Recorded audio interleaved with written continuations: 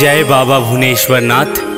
बाबा भुवनेश्वर नाथ के मंदिर शिवहर जिला के पूर्व दिशा में धर्मपुर गांव स्थित देकुली धाम है, जो शिवहर से 4 किलोमीटर पूरब, सीतामढ़ी से 20 किलोमीटर पश्चिम, बरगिनिया से दक्षिण और मुजफ्फरपुर से उत्तर में स्थित है।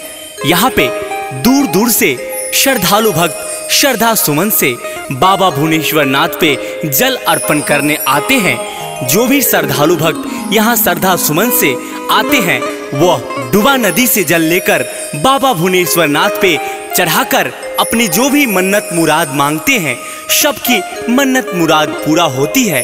तो आइए हम संजय प्रेमी सभी कांवरियन के साथ बाबा भुवनेश्वर नाथ मंदिर चलते हैं जल अर्पण करने और झूमते नाचते गाते चलते हैं।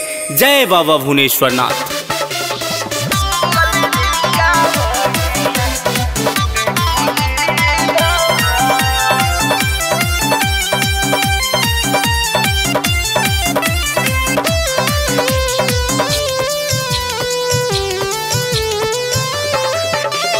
भोले बाबा के कृपा बाण सबसे महान। भोले बाबा के कृपा बाण सबसे महान। चल रे कावड़िया देकुली धाम, हाँ चल रे कावड़िया देकुली धाम। मन ही मन से ले लो भोले बाबा के नाम। चल रे कावड़िया देकुली धाम, हो चल रे कावड़िया देकुली धाम।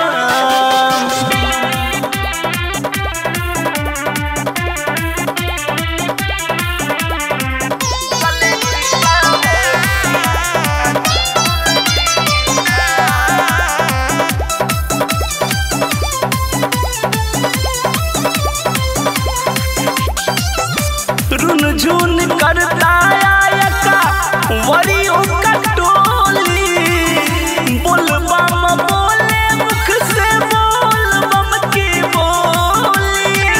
ए बम हाँ हाँ रुन झुन करता आया का वरियों का टोली। बोल बम मुख से बोले बोल बम की बोली। बिगड़ा है बनता बनता सबका यहाँ काम। बिगड़ा है सबका बनता बनता सबका काम। श्रद्धा से ले लो तू भी भोले बाबा का नाम।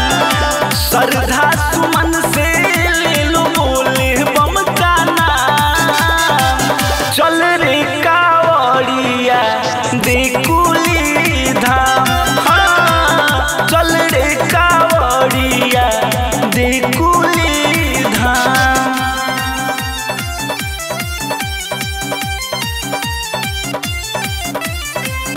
चल रे कावड़िया। चाचा आए चाची आए साथ भैया बहाना।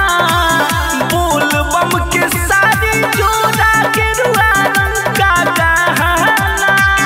ए बाबा हाँ हाँ चाची आए चाचा आए साथ में भैया